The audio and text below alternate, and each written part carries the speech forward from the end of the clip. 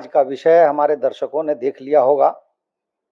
बहुत ही महत्वपूर्ण प्रासंगिक विषय है और हम तो सोचते थे कि किसी अन्य विषय पर चर्चा करें, लेकिन ट्रंप महाराज हमारा पीछा नहीं छोड़ रहे हैं और नित्य नूतन समाचार मिल रहा है।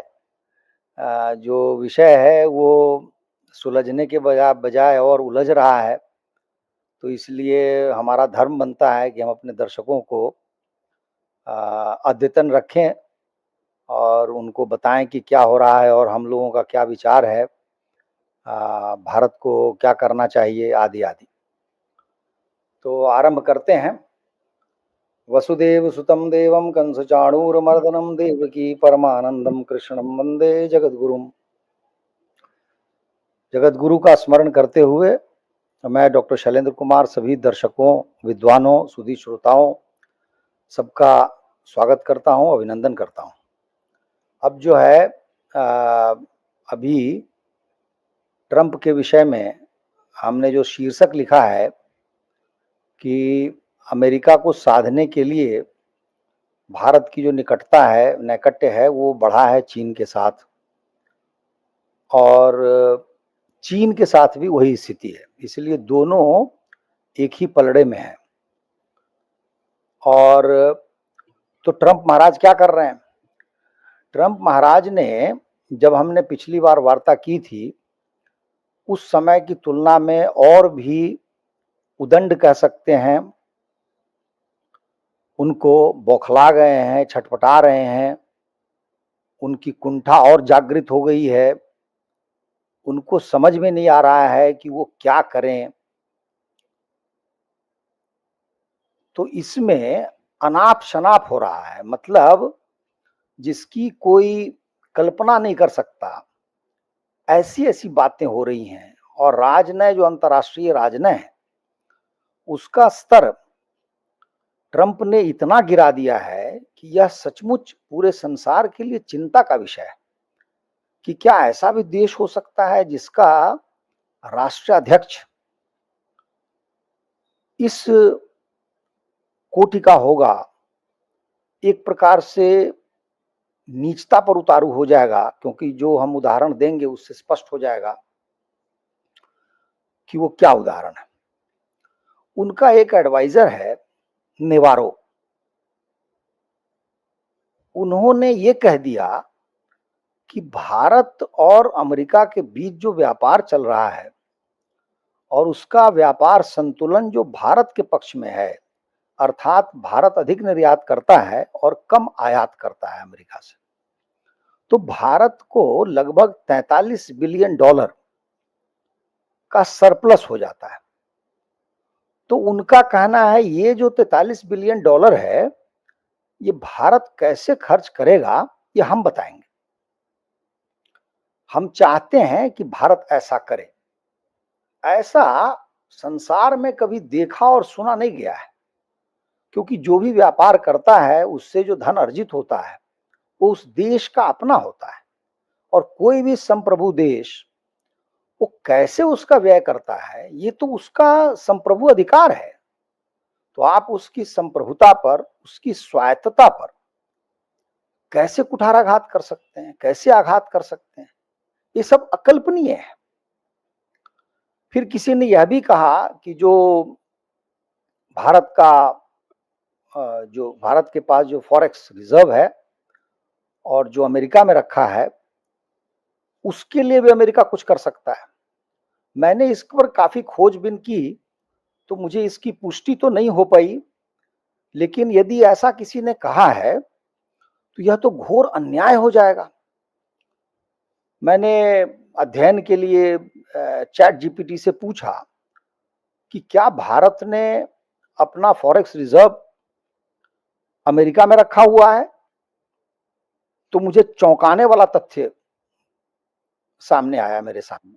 वो क्या है कि भारत के पास अभी लगभग 700 बिलियन डॉलर का फॉरेक्स रिजर्व है।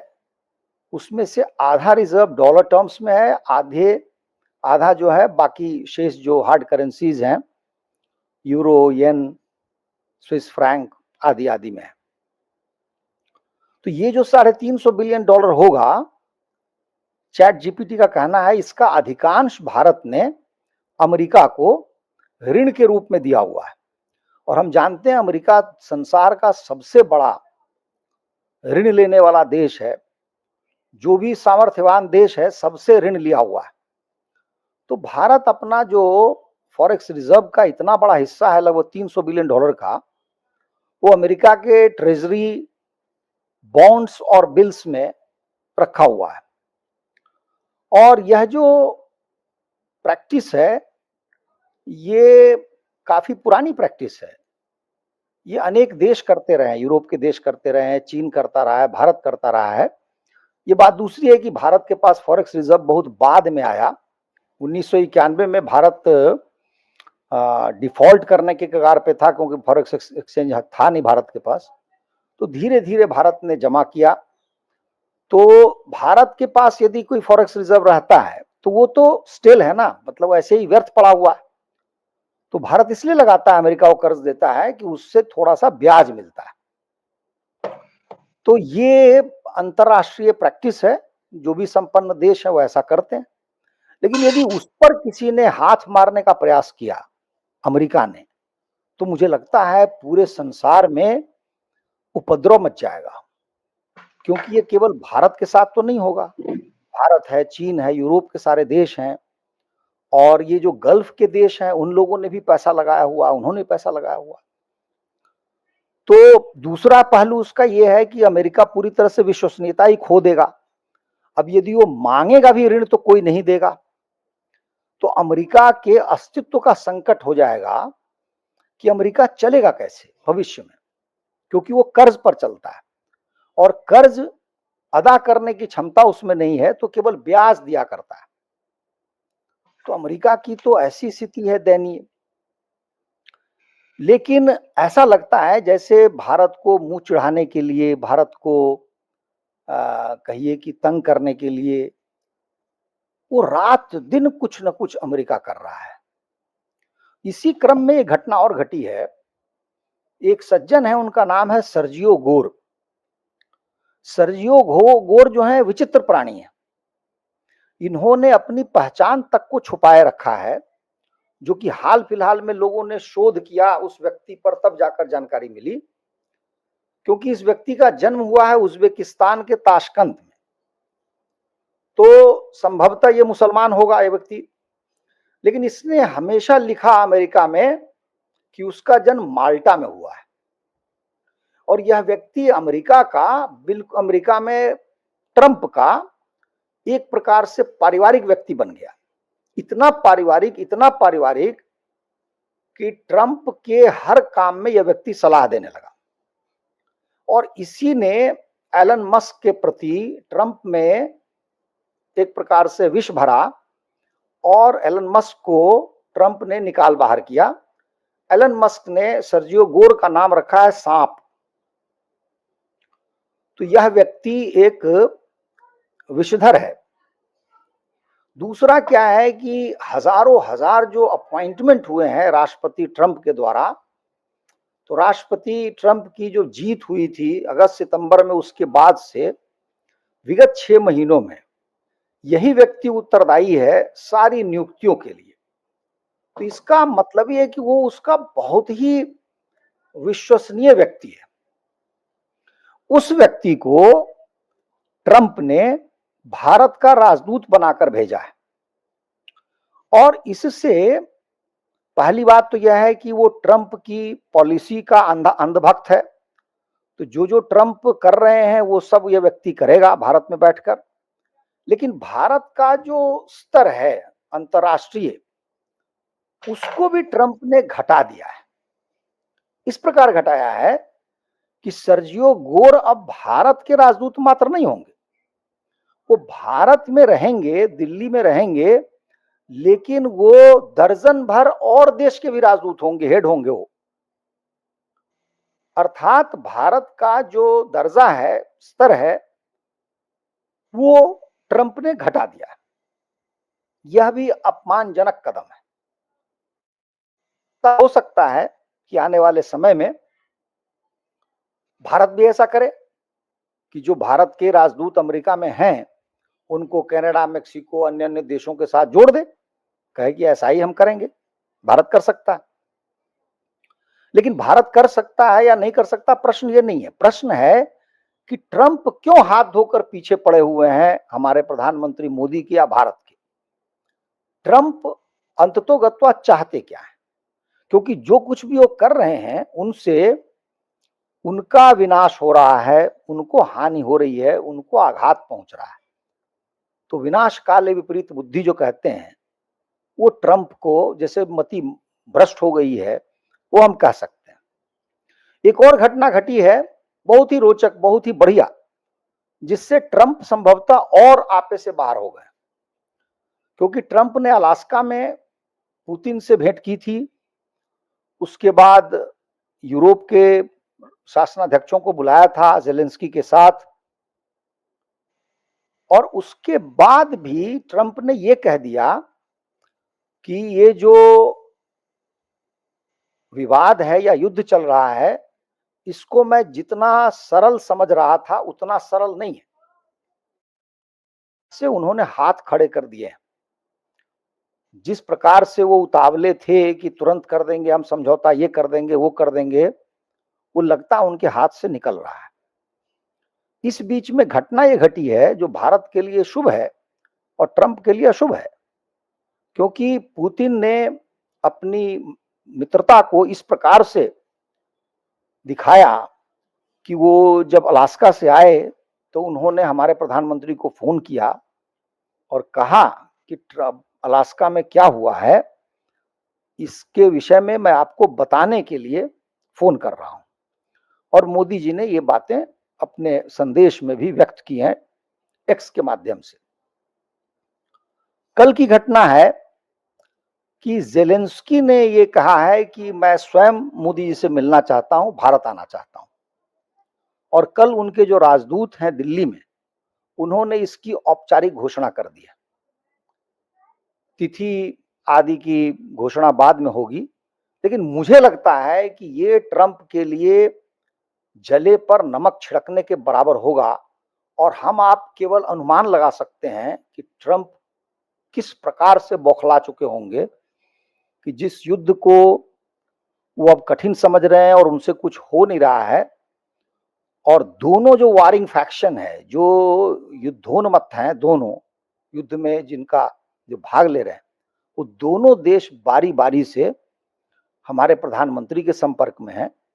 और प्रधानमंत्री अपने हर संदेश में ये कह रहे हैं कि दोनों से आग्रह कर रहे हैं कि आप लोग वार्ता कीजिए और शांति की ओर लौटिए। यदि ऐसा हो जाता है, हम जानते नहीं ऐसा होगा नहीं होगा, लेकिन मैं कह रहा हूं थोड़ी सी भी संभावना हो कि मोदी जी के प्रयास से यह युद्ध रुक जाए, तो मुझे लगता है कि ट्रंप फिर आत्महत्या कर लेंगे। क्योंकि उनको लगेगा कि मेरे जीने रहने और सुपर पावर का क्या होगा। सुपर पावर की कथा यह है कि हमने प्रयास किया जानने का कि ये जो सुपर पावर है, ये सचमुच में कितना सुपर पावर है। तो सुपर पावर जो है, उसके दो ही आधारभूत कारण है। एक कारण है डॉलर और दूसरा कारण है अस्त्र शस्त्र, यानी सामरिक जो उनके अस्त्र शस्त्र हैं। अस्त्र शस्त्र में ऐसा हो गया कि संसार में जो एक बड़ा देश है चीन, वो उससे कुछ खरीदता नहीं है। भारत ने मना कर दिया कि हम कुछ खरीदेंगे नहीं। रूस को उससे कुछ लेने का कोई प्रश्न नहीं उठता। और हमारे राजनाथ सिंह जी ने भी कल ही परसों बहुत ही स्पष्ट कर दिया है कि हम अमेरिका से कुछ लेने की स्थिति में नहीं है, क्योंकि उसकी जो शर्तें हैं वो हमारे लिए मानने योग्य नहीं है। ऐसी स्थिति में अब एक डॉलर बच जाता है। तो डॉलर पर जो मैंने शोध किया, उसका परिणाम यह निकला कि सन 2000 में संसार में जो फॉरेक्स रिजर्व होता था, उसका 70% हिस्सा डॉलर में होता था। मतलब डॉलर लगभग 2/3 डोमिनेट कर रहा था। 2024 में, अर्थात एक वर्ष पूर्व ही, ये जो डोमिनेंस है ये 70% से लुढ़क कर 58 पर आ गया है। और जो आर्थिक विशेषज्ञ हैं उनका मानना है कि जब ही ये 50 के नीचे आएगा, जो मुझे लगता है अगले 2 ही वर्ष में आ जाएगा, 2-3 वर्ष में, तो इसका जो डोमिनेंस है वो समाप्त हो जाएगा और उसी प्रकार से इसकी जो आर्थिक संपन्नता है या ऋण लेने की क्षमता है वो सब कुछ ध्वस्त हो जाएगा। तो अमेरिका की स्थिति इतनी बुरी है और अभी ही जो टैरिफ बढ़ाया गया है उसके कारण जो सामान आ रहा है अमेरिका में अप्रत्याशित रूप से महंगा हो गया है। लोगों को वो खटकने लगा है और लोग उसके लिए कहीं कहीं पे धरना प्रदर्शन भी करने लगे हैं, आंदोलन भी करने लगे हैं। अब है कि भारत क्या कर रहा है। तो सबसे बड़ी बात यह है कि हमारे प्रधानमंत्री कुछ बोल ही नहीं रहे, वो चुप है और संभवतः उनकी चुप्पी से ट्रंप और नाराज है। उसको समझ में नहीं आ रहा है कि हम करें तो क्या करें। तो प्रधानमंत्री सचमुच प्रधानमंत्री की तरह ऐसा कुछ बना दिया है कि उनके मंत्री बोलते हैं, प्रवक्ता बोलते हैं, प्रधानमंत्री कुछ नहीं बोलते। और जो मंत्री बोलते हैं, प्रवक्ता बोलते हैं, वो इतना भयंकर बोल रहे हैं कि जिसकी भी ट्रंप ने कल्पना नहीं की। अभी 3 दिन हुए हैं कि जयशंकर हमारे विदेश मंत्री से कहीं पूछा गया कि आप ट्रंप के विषय में बताइए, तो उन्होंने ट्रंप के व्यक्तिगत उनका जो व्यक्तित्व है उस पर टिप्पणी कर दी। यह भी अप्रत्याशित था। उन्होंने कहा कि मैं अमेरिका के किसी राष्ट्रपति के बारे में नहीं जानता कि वह दिन भर इतना विदेश नीति पर बोलता हो। और यह सच है कि यह व्यक्ति सुबह किसी देश का, दोपहर किसी देश का, शाम किसी देश का, एक दिन में एक एक दर्जन देश को धमकी देना, कुछ करना, ऐसा संसार में पहले देखा नहीं गया है। क्योंकि विदेश नीति विशेषज्ञता का विषय है, उस पर बोलने वाले लोग होते हैं और किसी भी देश का राष्ट्राध्यक्ष या शासनाध्यक्ष तब बोलता है जब आवश्यकता होती है, अपरिहार्य होता है। दूसरी टिप्पणी उनकी ये थी कि उनसे किसी ने पूछा कि आप सस्ता तेल खरीदते हैं रूस से और महंगा करके उसका शोधन करके आप बेचते हैं, पैसा कमाते हैं, प्रॉफिट कमाते हैं। जयशंकर जी का कहना था कि हमने किसी को विवश नहीं किया हमसे तेल खरीदने को। उनकी इच्छा हो ना खरीदे, उनको लगता है खरीदना चाहिए इसलिए खरीदते हैं। हमने किसी पर दबाव नहीं डाला कि हमारा तेल खरीदो। यह भी उनको संदेश था। और उन्होंने अमेरिका को कहा कि ये तो प्रो बिजनेस कंट्री रहा है, खुद बिजनेस करता है लेकिन हमें रोकता है। और रक्षा सामग्री को लेकर राजनाथ सिंह जी ने स्पष्ट कर दिया कि भाई हम अमेरिका से नहीं खरीदेंगे क्योंकि अमेरिका की शर्तें जो हैं वो ठीक नहीं है। लेकिन इन सबसे बड़ा जो पहलू है, पक्ष है, वो भारत ने, मुझे ऐसा लगता है, पहली बार बदले की कार्रवाई आरंभ कर दी है, जिसको हम कहते हैं ट्रेड की भाषा में रिटेलिएटरी मेजर। वो यह है कि भारत ने आज से ही 25 अगस्त से जो पोस्ट के माध्यम से पार्सल जा रहे थे अमेरिका में, उस पर प्रतिबंध लगा दिया है।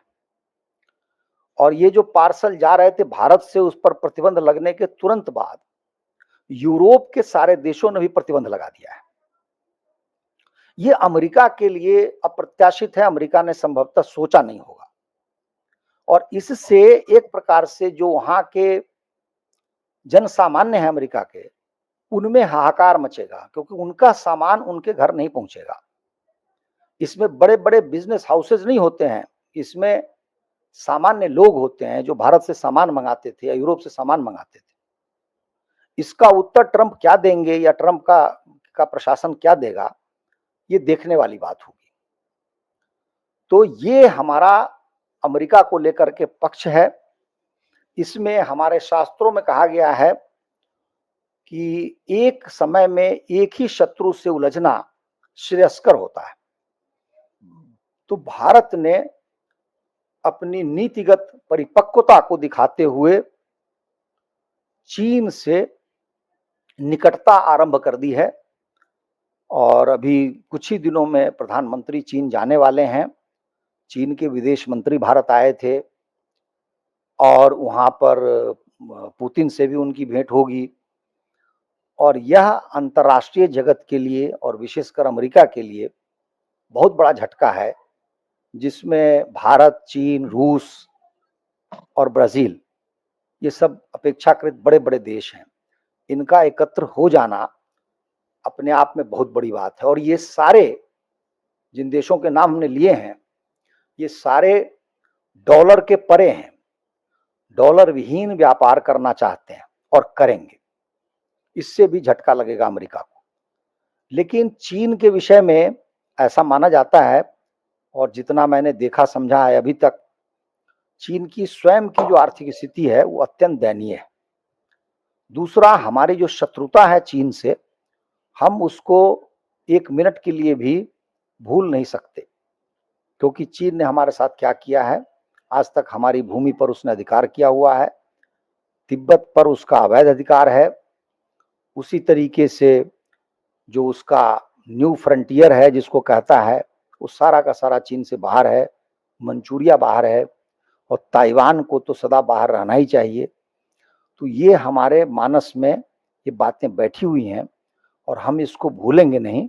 ये अभी तात्कालिक है, जिसमें हमको बहुत लाभ है और चीन को भी लाभ है, इसीलिए चीन आया है, अन्यथा चीन हमारे निकट नहीं आता। और संयोग से भारत और चीन के बीच में जो सीमाएं हैं, हमारी जो उत्तरी सीमा है, उस सीमा पर अनेक पोस्ट खोल दिए गए हैं। एक पोस्ट मेरे सौभाग्य से मैंने स्वयं देखा है सिक्किम में, जिसको नाथुला पोस्ट कहते हैं, और वहाँ पर चीनी ऑफिस को मैंने देखा है। तो इस प्रकार से अनेक पोस्ट अब खोल दिए गए हैं, इसलिए भूमि से भी व्यापार आरंभ हो गए हैं और इससे दोनों देशों को लाभ होगा। अमेरिका जो हमारा सामान नहीं जाता था, उसका भी कुछ हिस्सा चीन को चला जाएगा। रूस ने पहले ही घोषणा कर दी है कि जो कुछ भी हम ले सकते हैं आपसे अवश्य लेंगे। उनके राजदूत ने दिल्ली में बैठकर घोषणा कर दी है। इसलिए जो टैरिफ का जो झटका ट्रंप सोचता था, वो भारत को नहीं लगा है और दीर्घकालीन जो नीति होती है उसमें तो भारत अवश्य लाभान्वित होगा, क्योंकि भारत जो कुछ भी अमेरिका से लेता था उसमें से अधिकांश को बनाने की भी योग्यता प्राप्त कर लेगा। तो अभी इसी बिंदु पर हम अपनी वाणी को विराम देते हैं।